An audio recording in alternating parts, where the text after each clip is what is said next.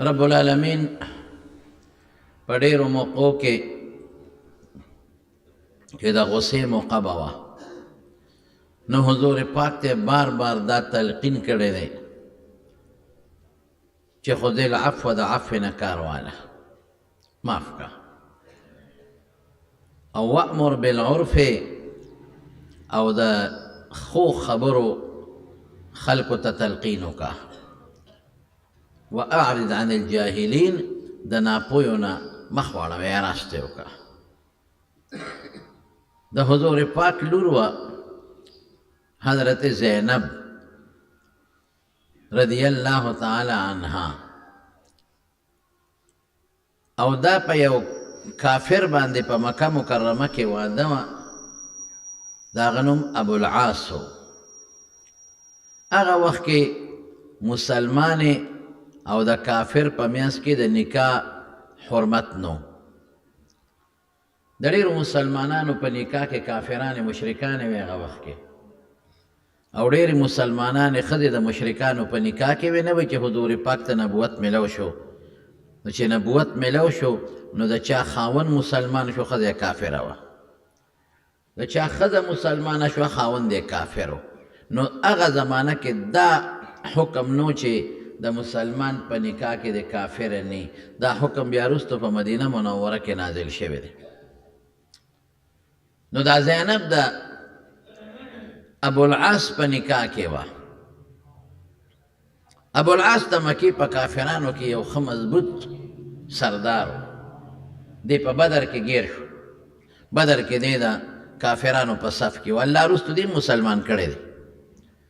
خو په بدر کې دی د کافرانو په صف کې و دی ونیوی شو او یا کافران مردار شو او یا قیدیان شو په هغه او یو قیدیانو کې یو د ابوالعاص و حضور پاک مبارک د صحابو سره مشوره وکړه چې د قیدیانو سره څه وکړو چا وی صاحب زمونږ وروڼه دي زمونږ خپلوان دي پردي نه یو خپل یو ما پرېږدو چا وی چې صاحب وجل یې پکار دي د حضرت عمر فاروق رضی الله عنه دا رایه وه چې دا اویا واړه وجل غواړي او داسې به نه وجنو هر سړی به خپل رشته دار وجني تر دې حده پورې رسول الله مبارک ته حضرت عمر وی زما پکې ماما دی زه به خپل ماما وجنم وی د ابوبکر پکې زوی دی به زوی وجني او وی صاحب ستا پکې یو تره دی حضرت عباس یو دی زوم دی ابوالعاص ته به د خپل وجنې نن موږ الله ته ښایو چې خدای ستا په لار کې او ستا په رضا کې موږ نه ماما پیژنو نه زوی پیژنو نه تره پیژنو نه زوم پیژنو نه رور پیژنو که د چا پکې رور دی به خپل رور وجنې که د چا پکې پلار دی هغه به خپل پلار وجنې د اکثرو صحابه دا رایه وه چې فدیه به ترې والو جرمانه او پرېږدو نو د حضور پاک هم دې طرف ته میلان شو اکثریت رایه دا وه د اکثریت طرف ته او دې کې خیر هم چې دې نه به فدیه والو پیسې به ترې والو هغه پیسې به زمونږ په کار راشي مونږ به پرې د جنګ سامان والو او دا به پرېږدو چې پرېږدو کیدی شي همدا خلک خدای پاک بیا وروسته مسلمانان کوي واقعي همغه خدای مسلمانان کړل د حضور پاک هغه تر عباس هغه مسلمان شو زوم یې ابوالعاص دا وروسته بیا مسلمان شو د ابوبکر صدیق زوی خدای وروسته مسلمان کړ د ابوجهل زوی د عکرمه خدای وروسته مسلمان کړ خالد ابن ولید خدای وروسته مسلمان کړ اکثریت بیا وروسته خدای پاک مسلمانان کړل فدیه چې کله مقرر کړه نو دی خپلوانو ته سوال جوابونه کوي چې زمونږ فدیه راولېږئ نو د ابوالعاص د حضور پاک زوم دی او ښځه د نبي علیه السلام لور ده هغې ته مې طلا لاړه هر چا د خپل قیدي د خپل رور پلار زوی فدیه راوړله او خلاصه به یې تبوته به حضرت حضور پاک مبارک ته چې کله فدیه پیش کېدی صاحب دا د فلانکي فدیه ده ابه یې واغېسته وی دی خوشې کې دا د فلانکي فدیه ده ابه یې ته یې واغېسته جرمانه او دا خوشې کې دا د فلانکي جرمانه ده ابه یې واغېسته دا خوشې کې چې کله د ابوالعاص جرمانه ورته مخکې شوه او پیغمبر مبارک ورته وکتل نو په ژړا شو، سترګو نه یې اوښکې روانې شوې. هغه جرمانه کې په هغه فدیه کې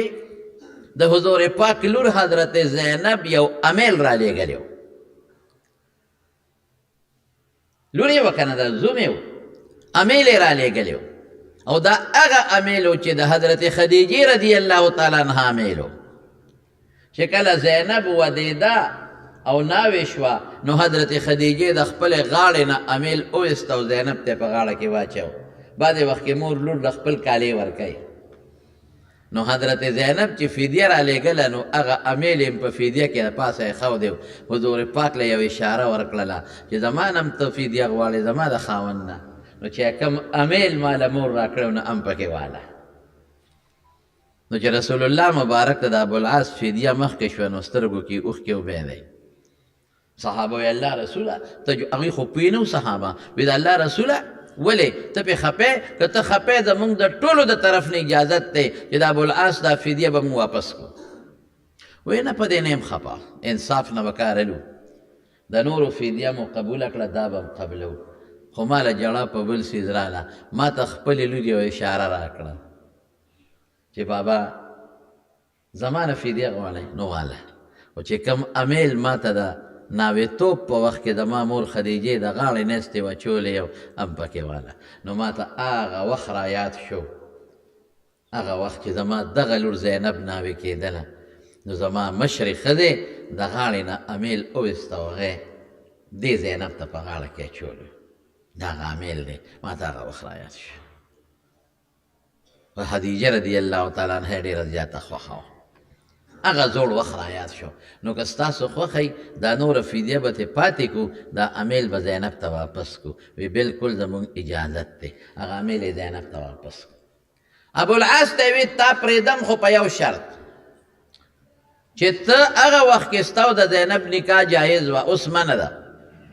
نو ته به مهرباني وکړې چې ته مکې ته لاړ شې، زما لور زینب به ماله راولېږې. هغه به یې ټیک ده. قیدیانو ټولو فدیې ورکړې، لاړل ابوالعاص هم لاړ. د شرط مطابق هغې ابوالعاص د حضور پاک لور زینب په یو اوښ باندې سوره کړه او د مدینې په لاره یې روانه کړه. په مکه کې یو کافر و حبار ابن اسود، حبار د اسود زوی، چې هغه خبر شو وی ښه وی پلار یې زمونږ اویا کسان مړه کړل او لور به یې مونږ نه داسې دي. هغه ورپسې راغی او زیتوا یو مقام و د مکې نه بار، هغې کې دا زینب په اوښ سوره وه او په نیزه یې واله د حضور پاک لور او لاندې یې راوغورځوله. دا غریبه زخمي شوه او په ګېډه یې ماشوم و هغه هم پرېوته، لوی تکلیف ورته ورسېد. بیا خلکو خبارونه و چې نه ښځو ته موږ څه نه وایو، پلار سره یې زموږ دشمني ده، به ګورو کار به ورسره کوو، او دا خو زنانه ده، دا خو ښځه ده، دې ته موږ اسم نه وایو، نه یې خلاصه کړه. لیکن لوی درد هغې غریبې ته ورسېد چې زخمي هم شوه. د اوښ نه چې بنده راغورځېږي څومره لوی تکلیف وي، په اوچه ډاګه په کاڼو، او بیا بچې ته پرېوته، دا ځان له یو مسله ده. خیر مدینې ته ورسېده خو حضور پاک ډېر دړمن و چې زنانه سره خو څوک ظلم نه کوي، دا خو زنانه وه او بیا زنانه باندې یو سړی راځي او په نیزه پې غذار کوي. زما لور ته خو ډېر لوی تکلیف ورسو. صحابو فیصله وکړه که دا حبار مونږ له کله هم په ګوتو راغی د سره به مونږ ګورو، ځکه زمونږ د پیغمبر لورې په نیزه والې ده او د اوښ نه یې راغورځولې ده او ماشوم هم ترې پرېوتی دی. چې کله مکه مکرمه فتح شوه او د مکې د فتح نه پس نبی علیہ السلام سره صحابو حنین او تاس ته لاړل او هغه علاقې هم فتح شوې. نو د مکې نه بار یو ځای د جعرانه ورته وایي، هلته نبي کریم صلی الله علیه وسلم لاړ او کېناست او غنیمتونه یې راغونډ کړل، تقسیمولې. اوس هم خلک جعرانې ته عمرې له ځي، دغه ځای نه عمره کوي. دې کې د حبار ابن اسود په اس باندې ډېر په تیزۍ راغی او د رسول الله مبارک مخې ته راودرېد، او چې څنګه راغی بس صحابه ورته ځان تیار کړه چې دغه مونږ له په ګوتو خدای راوست. دا خو هغه ظالم دی چې د خو د پیغمبر مبارک لور په نیزه والې ده، په ځمکه یې غورځولې ده او ماشوم ترې پرېوتی دی، دا چېرته پرېږدو؟ خو چونکې رسول الله مبارک ته چې را مخامخ شو نو صحابه د پیغمبر نه بغیر بیا غذار نه شو کولی. نو رسول الله مبارک ته صحابه الله رسول هغه حبار هغه دی راغی مطلب دا دی چې ګوتو له خدای راوست هغه دې راغی نبی علیہ السلام وفرمیل ما ولیده ما لیدې دی غږ ورته مه کوې ما لی راپرېږدې نو رسول الله مبارک له راغی نو چې څنګه رسول الله مبارک له راغی نو حضور پاک ته څه وایي وی زه خو وتښتېدم مکه چې تا فتح کړه زه وتښتېدم ما وی راشه د عربو په ښارونو به ګرځې ما وی بیا مې وی چې عرب هم مسلمانېږي هلته رم ځای نشته بیا مې وی راشه د عجمو په ښارونو باندې وګرځه بیا مې هغه فیصله وکړه چې چېرته هم نه ځم محمد ډېر صابره دی صلی الله علیه وسلم هغه له خدای ډېر صبر ورکړی دی او هغه ته چې څوک مخامخ ودرېږي نو معاف کوي او دا هغه نه هوښیار انسان هم بل څوک نشته زما سره به که زه مړ شم نو زما په مرګ د هغه څه زه دې مخ ته ولاړ یم او زه دې وخت کې ستا په مخ کې کلمې شهادت ویمه اشهد ان لا اله الا الله واشهد انک عبد الله ورسوله زه د دې خبرې ګوی کوم چې الله یو د شریک نه لري او ته د خدای پیغمبر یې رسول الله مبارک ورته وفرمایل وی د ړنه دا خبره کې وی بالکل د ړنه دا خبره کوم فورا جبریل راغی سعید عبدالله ابن جبیر رضی الله عنه وی جبریل راغی آیت یې راوړه خذ العفو د الله پیغمبره معافی نه کار واله الله اکبر وامر بالعرف او خلقو ته ښه څیزونه وښایه د شریعت احکامات وښایه خلق په دې پوهې که چې خلق یو بل سره ښه سلوک کوي واعرض عن الجاهلین او که کم ناپوهه دی هغه د سره د ناپوهتیا سلوک کوي هغه نه مخ اړوه پروا مه ساته وی زه معافي بچی معافي وی ما ډېر ظلم کړی دی ستا لور سره که ما ډېر زیاتې کړی دی ستا لور سره ښځو سره دا کار نه پکار وی کلمه خو دې د زړه نه وویله که نه وی د اسلام احکامات د زړه نه منې وی زه زما د لور وینه درته معاف په ګوتو ورغلی انسان بل انسان یې وی چې پرېږدم دی چېرته تا خو ډېر لوی ظلم کړی دی زیاتې دې کړی دی پرېږدم دی نه زما په دې کم خو یو نیزه زم ګزار در کوم ما په دې کم خو اوښته د خېجوم یو درز دې لاندې راغورځوم چې پته ولګي چې دا آسان کار دی او که ګران کار دی نه لور سره یې سلام ونه کړه چې بچې ته یې معاف کوې که نه بس د الله حکم او خبره خلاصه مونږ وایو مونږ د رسول الله مبارک امتیان یو دعوت ټول کو خو د پیغمبر په طریقه مونږ یو نه چلیږو ځان ته د حضور پاک امتی وایو دعوه ښه مضبوطه کوو چې د پیغمبر امتی لیکن د رسول الله مبارک سنت او د پیغمبر په طریقه عمل زمونږ نشته د پیغمبر طریقه دا ده که یو انسان زیاتي کړي او ظلم یې کړي او تا له راغی او تا ته وایي ما معاف کا زه معافي غواړم بیا د په مخه دی ما معاف کړی او که ته ورته وایې چې نه سوال نه پیدا کېږي در باندې جرګه کوي او ته وایې نه معاف کوم اده له مشرانو سپینګیري راولي او ته سوال نه پیدا کېږي اده له کور ته راشي چې زه ستا در له راغلی یم او ستا کور له ما معاف که بیا به نه کومه ته وایې پرېږدم دی چې ته د کور مخکې ډېر خلک دي چې کور ته وله راغلي د کور مخکې یې ویشتلی دا جرم دی دا ګناه ده دا ظلم دی دا د رسول الله صلی الله علیه وسلم طریقه نه ده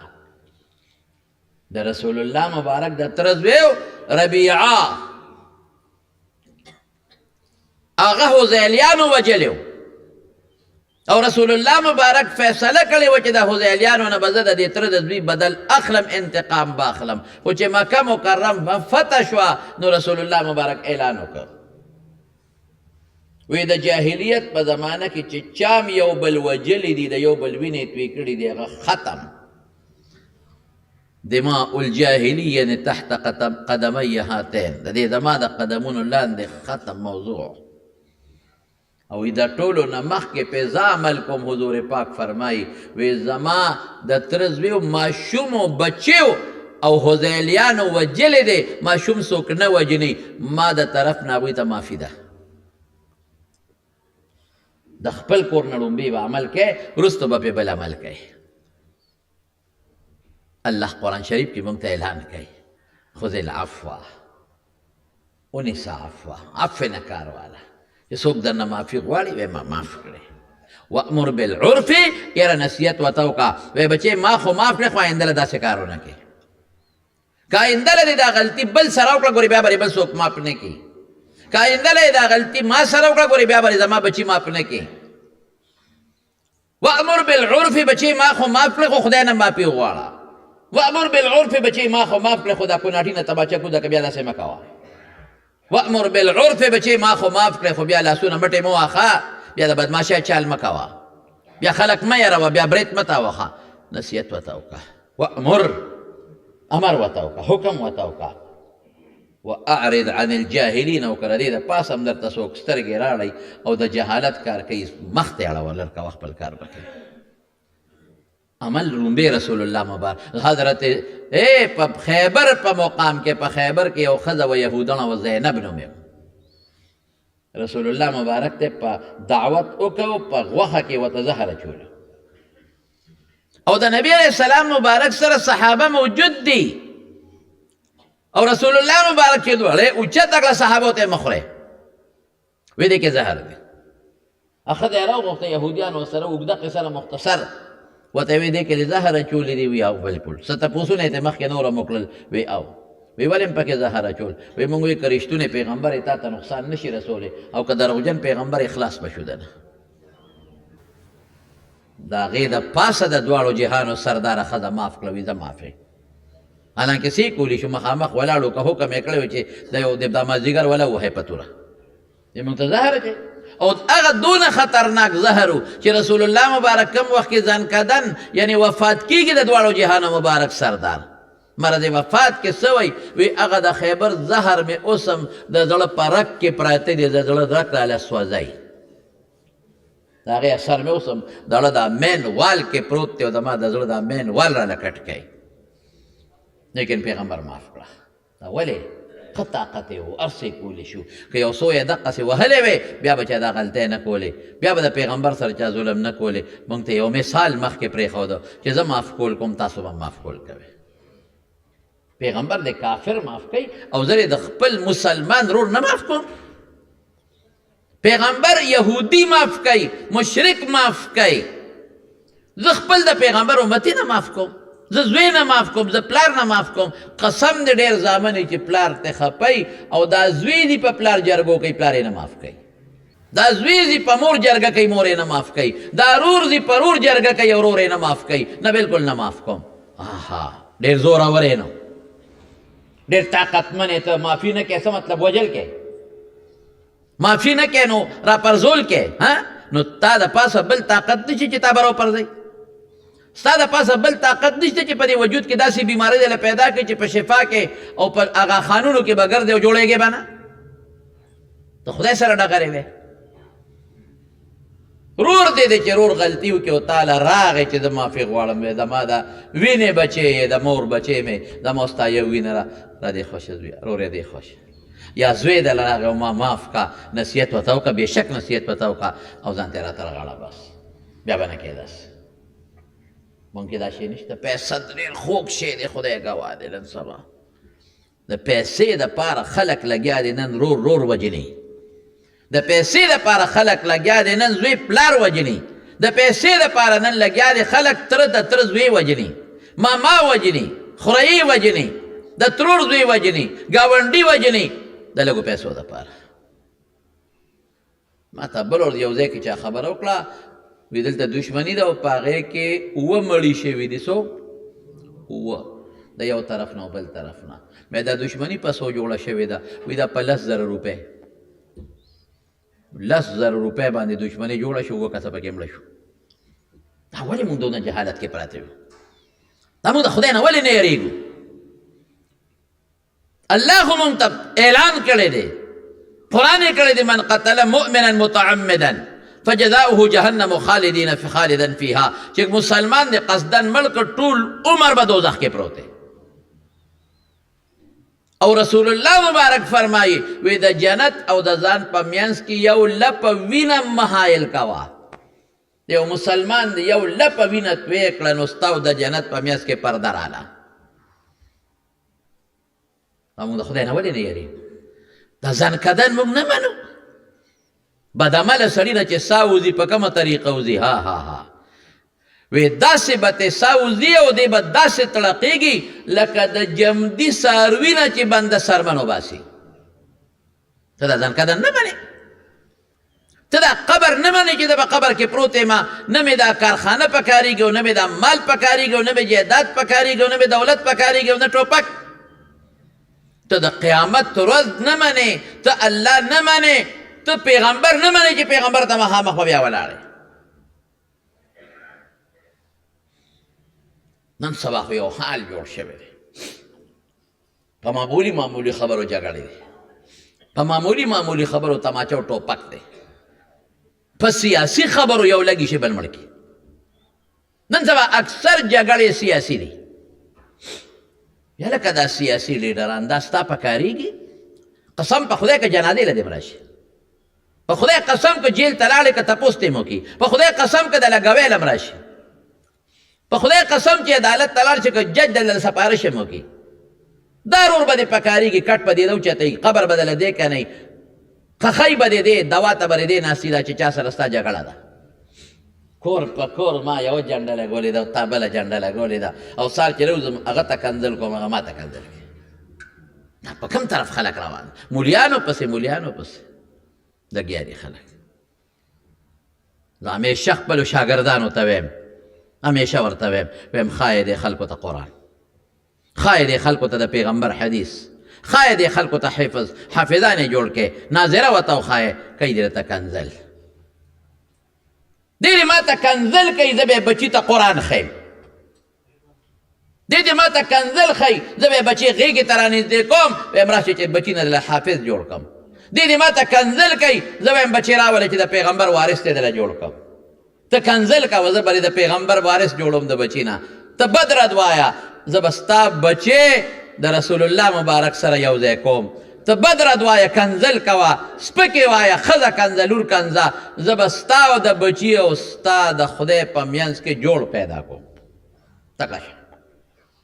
د خپلو طالبانو ته ویم اعرض عن الجاهلین باندې عمل وکړئ، د بدو جواب په بدو مه ورکوئ،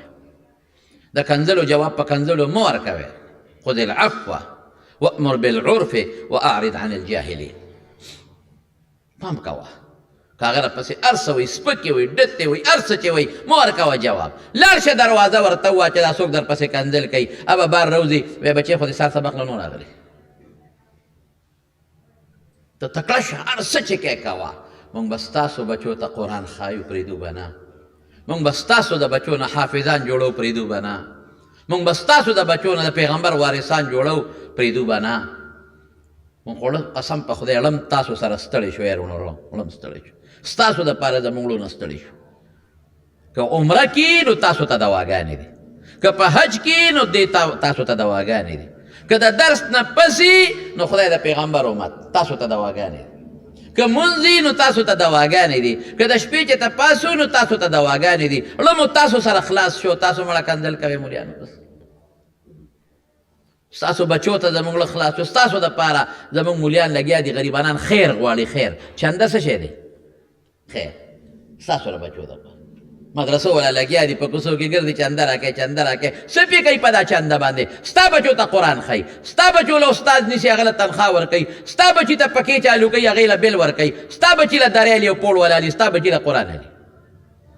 فیسبوک باندې مولیانو پسې کنځلي دی او کنځلي دی او کنځلي دی او بد رد کوئ کنځلي، چې څه کوئ کوئ. زه بیا هم ستا خیر خویم، زه بیا هم تا ته نیغه لار ښیم، زه بیا هم نه غواړم چې تا نه د سن کدن په سخته وځي، زه بیا هم نه غواړم چې په قبر کې دې تو ډبولی شي. زه وایم چې ستا د بچي نه حافظ جوړ کړم چې په قبر کې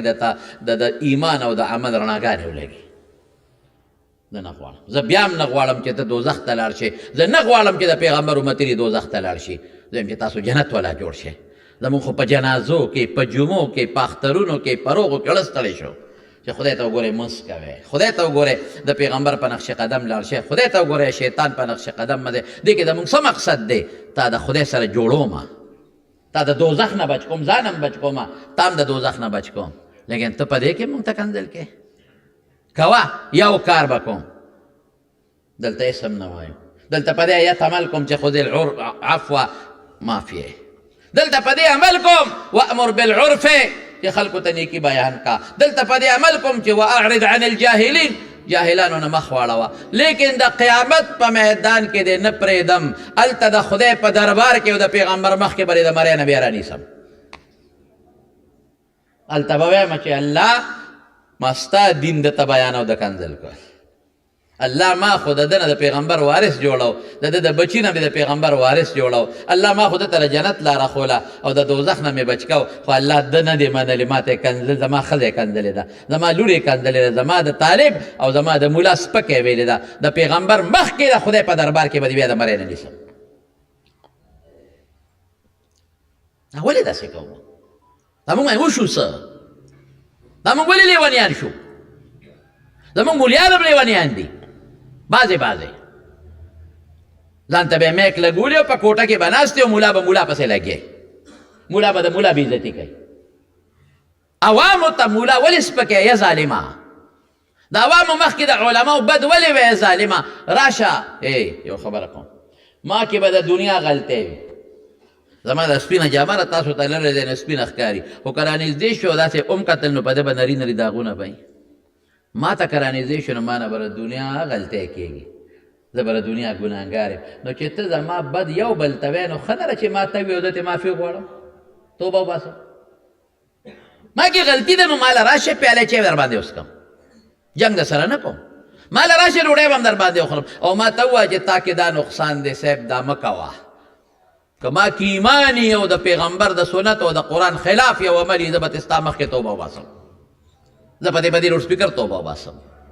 یا به زه مسلمان نه یم چې د خدای او د رسول خلاف کوم خو که نه ته نه پوهېدې نو زه به دې پوهې کړم نو ما ته به د رولولی په شکل کې کینو که نه تم مولی او زه مولی یم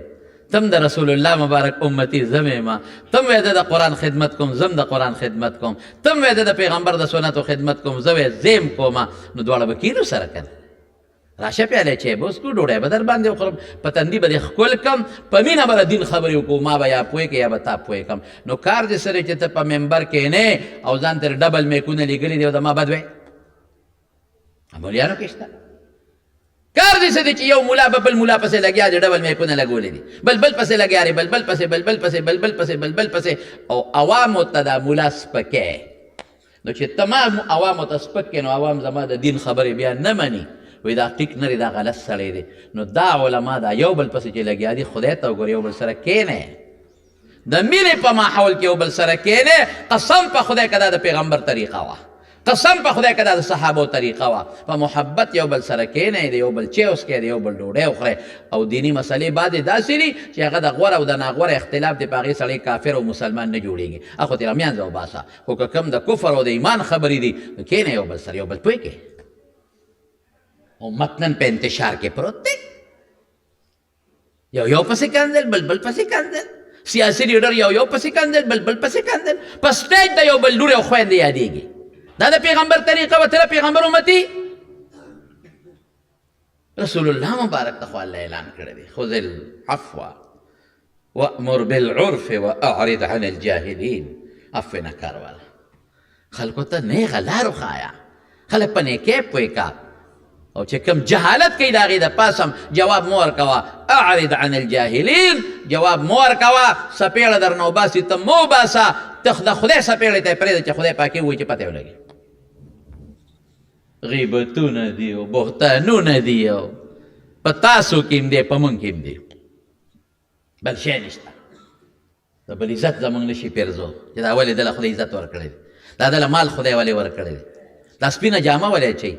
دا موټر یې ولې دی دا کور یې ولې دی د اجره یې ولې ده دا دوه څلور نوکران ورته ولې ناست دي قسم په خدای که دا د چا بدي شي دا ښه شي ته وزغمې زه د پیغمبر امتي د پیغمبر دې ته وایي امت اجابت چې هغه د پیغمبر په طریقه او په نقش قدم عمل وکړي د فتح د مکې سفر دی فتح د مکه فتح کېږي رسول الله صلی الله علیه وسلم چې مکې ته رانږدې شو د حضور پاک یو دوه خپلوان دي د یو نوم دی عبدالله ابن ابي امیه د بل نوم دی ابو سفیان ابن حارث ابن عبد المطلب یو یې د تره زوی دی او بل یې د ترور زوی دی او دا د حضور پاک د ماشوموالي دوستانو دا لکانې دا د لکانې دوستانه چې که نه دا چې په لکانه کې یو بل سره دا لوبې ټوکې کړي دا ډېره خوږی د ماشوموالي دوستان یو ترور زوی تره زوی او د ماشوموالي دوستانه ده دا دواړه کافر دي او رسول الله مبارک ولا دعاګانې کوي یا خدای زما د ترور هغه زوی عبدالله زما د تره دا زوی ابو سفیان یا خدای دا خو مسلمانان کې هر وخت به یې وله دعاګانې کولې هر وخت به یې دعاګانې کولې نو دعا خدای قبلې خو بعد وخت ټیم ورکوي چې د مکې د فتح سفر دی او رسول الله مبارک مکې ته نږدې شو دې کې دا دواړه را روان دي پیغمبر مبارک له راځي د ایمان په نیت مسلمانۍ کې صحابه خو پوه شو دغه دی چې رسول الله مبارک له صحابه راځي ابشر ابشر د الله رسوله مبارک مبارک خوشحاله شه خوشحاله شه وایي څه چلو شو وایي هغه چې تا وله په تاجدو کې جړلي دي او تا وله دعاګانې غوښتې دي او تا وله الله ته زارۍ کړي دي هغه دواړه را روان دي مسلمانېږي وایي څوک من هما وایي عبدالله ابن ابي امیه او ابو سفیان ابن حارث ابن عبدالمطلب خو چې دی ورته ووی رسول الله مبارک وفرمایل وایي دا ما ته رانږدې نه شي د دوی ایمان نه قبلېږي صحابه حیران شو الله رسول اوسه پورې دی وله د خدای په دربار کې دعاګانې کولې اوسه پورې دی وله الله ته جړاګانې کولې اوسه پورې د دوی په کفر خفه و ایمان پسې دی وله جړل اوس وایي توبه نه قبلېږي وایي دا ما ته رانه ولې د دوی توبه نه قبلېږي هغو ته چې وایي مه راځئ ولې وی رسول الله مبارک ډېر سخت غصه دی او خفه دی او وی چې توبه نه قبلېږي هغې وی مونږ د زړه نه ایمان راوړی دی بس مونږ خدای یو منلی دی او رسول الله مبارک هم پیغمبر منلی دی که ایمان قبلېږي او که نه قبلېږي مونږ بس ایمان راوړی دی واپس نه صحابه راغی جرګې شروع شي یا صاحب مهرباني وکړو معاف یې کړه نه معاف کوو بل راغی الله رسوله حضرت ام سلمه راغله دا د عبدالله خور وه حضور پاک ته کېناسته ام المؤمنین ده وی ګوره د الله رسوله په پردو رحم کې په خپلو نه کې پردي دې معاف کړل او خپل نه معاف کې اوسه پورې دې وله دعاګانې کولې اوس چې ایمان راوړي اوس یې نه معاف کې وی ام سلمې واوره وی واوره ما سره ذاتي چا چې بد کړي دي ما معاف کړی دی ذاتی چې چام بد کړي دي ما معاف کړی دی واقعي پیغمبر مبارک چې انتقام اخیستی دی د خدای لپاره یې اخیستی دی ذاتي انتقام یې نه دی اخیستی چېرته هم نه دی اخیستی ما معاف کړی دی یو سړی والا په یو جهاد کې یو باندې سې راغی او رسول الله مبارک صادر یې ونیوه او دامره زور چکې ورکړه چې د پیغمبر علیه السلام په دې سټ د هغې صادر چاپه جوړه شوه وی مال مال نه راکې او خلکو له ورکې رسول الله مبارک مسکې شو ورته اړو غږ یې ونه مسکې شو وی که د دې ځنګل د اون عمره مال را سره وې که نه قسم په خدای چې دا مې در باندې ټول ویشه صبر وکړئ لږ که نه تاسو تلوار کوئ نو ذاتي که ما سره حالانکه یو باندې چې و که څپېړی ورکړی و هېڅ پم نه ما ذاتي چا سره روانه نشته ام سلمې دا یو چې دی د ما پسې شعرونه جوړ کړي او زما ذات نه د ما پیغمبری پسې زما خدای پسې زما قرآن پسې د شعرونه جوړ کړي دي او د دنیا په ګوټ ګوټ کې خو د شعر و شاعرۍ زمانه وه نن هغه لوستلی کېږي او خلک بد وایي او دې بل ته ما ووی چې ای د ترور زویه تا ته پته نه ده چې د رښتون یم دروغجن نه یم تا ته پته نه ده ما چاته دروغ ویلی دي ته ما او ما ماشومان لوی شو نو زه د خدای پیغمبر یم د خدای نیکبخته ولې نه منې دا قرآن خو زما خبرې نه دي دا خو د الله وحی ده وی ده راته څه وی ده وی دا خو لا دا دي که نه که الله پاک د اسمان نه زما په نوم خط راولیږي او په هغې کې لیکلي چې دا زما پیغمبر دی وی منه او خط را روانې راشي راشي او زما لاس له راورسي نو بیا دې هم نه منم زما د خدای بېعزتي کړې دا نه ما یو جرګه قبوله نه شو دا دواړه رال ام سلمې له وی څه وکړو وی یو کار وکړي وی د حضور پاک شان ما ته معلوم دی غصه غصه خو چې بنده مخامخ شي بیا غصه ختمه شي تاسو داسې وکړئ چې دواړه ورشي او رسول الله مبارک ته مخامخ ودرېږئ دی به دنه مخ خړئ نو داسې ورته وشئ که دې خوا یې مخ واړو دی بل طرف ته راته وشئ که داسې مخ واړو اخوا ورته وشئ او یو آیت ته ته ویمه ده ووایې هغه آیت ته تخیم چې د یوسف علیه السلام رونو یوسف علیه السلام ته ویلی و د یوسف علیه السلام رونو خو یوسف علیه السلام کوی کې وغورځاو و چې وروستو پته ولګېدله نو ملامته و چې دا مو څه کړي دي پلار ته خو یې هغه شر مخ خوړلی دی هغه آیت به درته وویمه هغه ورته ووایې تالله لقد آثرك الله علينا وإن كنا لخاطئين د یوسف علیه السلام رونو یوسف علیه السلام ته څه وی زمونږ د په خدای قسم چې تا له خدای په مونږ بهتري راکړې ده تا له خدای په مونږ عزت راکړی دی مونږ که ته کوي کې غورځولې مونږ غلطي کړې ده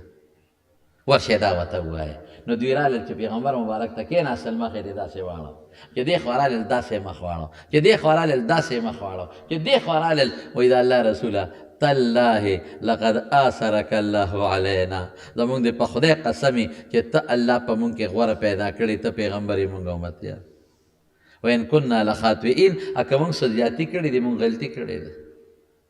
فورا د پیغمبر مبارک په زړه کې رحم جوش شو فورا دی آیات عمل وکړه فورا رحم جوش شو لا تسریب علیکم اليوم یغفر الله لکم چې څه یوسف علیه السلام رونو ته ویلي اقې اوې وی زه اس ملامتیا در باندې نشته زه معافیه خدای معاف کا دی یعنې عمل وکړه که یو سړي غلطي کړي او راشي او خپل جرم مني او تا ته کېناسته او تا ته ما معاف کا وی زه به چې معافي نصیحت ورته کوه او یو ځل یو کتاب کې مې پخوا لیدې دي اوس رانه یېر دی چې په کوم کتاب کې مې لیدې دي خو ډېره موده مخکې کلونه مخکې مې یو جزیه او دې کتاب کې لیدلې ده چې وی فرعون او ابلیس یو بل سره ناستو دا ابلیس ورته وایي چې ته ما پېژنې فرعون وی نه وی زه ابلیس یم د انسان په شکل نو دا ابلیس د فرعون ته وایي لکه فرعون زما ستا نه به زیات د خدای سپېره بل څوک لعنتي د خدای نه لرې فرعون ورته وایي نه بالکل نشته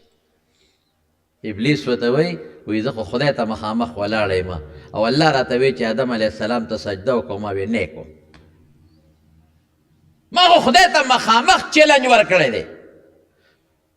چې ستا د څومره بندګان دي یو به رانه جنت ته نه ځي د ښي طرف نه او د ګس طرف نه د هر طرف نه به پې حمله کوم خو دوزخ ته به یې غورځوم ما خو خدای سره جګړه کړې ده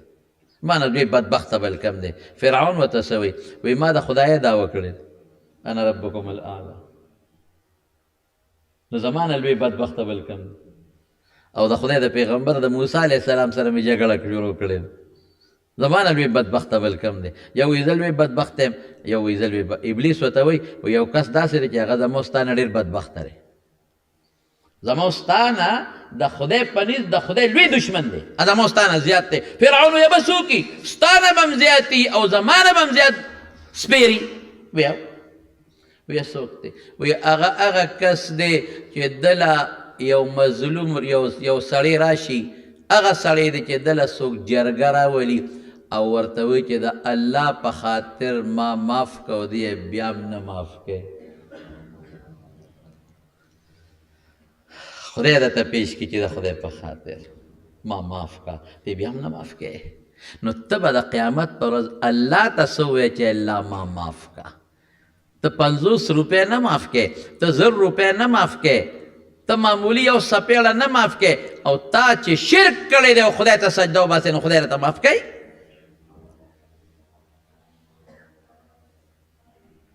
عمل به کوو ښه موږ ټول د رسول الله مبارک امتیان یو څه به کوو عمل به کوو عملي به ځان نه جوړو په معمولي خبرو به یو بل پسې جګړې نه کوو په فیسبوکونو به د نن نه پس یو بل پسې کنځلې نه کوو د یو بل بد به نه وایو د پیغمبر مبارک د امت سپکاوی به نه کوو کوشش به کوو چې امت په یو څیز متفق او متحد شي او که چا د سره زیاتې وکړه خدای ته پرېږده ستا به څه څپېړی ستا به څه څپېړی چې ته څپېړه وباس الله ته وپرېږده الله څپېړه مضبوطه ده صبر ورته کوي خو چې وله ورکړي په خدای قسم سانټی پې وړي بیا څوک ټینګولی نه شي او چې د نه معافي وغواړي چې زه معافي وغواړم وایي زه معافي یو څیز په زړه کې شته دا چې که هغه د نه معافي وغواړي نو خلک څه وایي وایي دا خلک به وایي چې ما پې که دا ټکې راځي که نه راځي وایي د پرون زه کنځلې موزې مال یې سپېړه را کړې ده اوس که وبخم خلک به څه وایي د هغې جواب دله وکړه په ترمیزي شریف جلد ثاني کې یو حدیث دی پیغمبر مبارک پہ قسم خوری د حضور پاک خبره بے قسمه مونږ له دلیل دی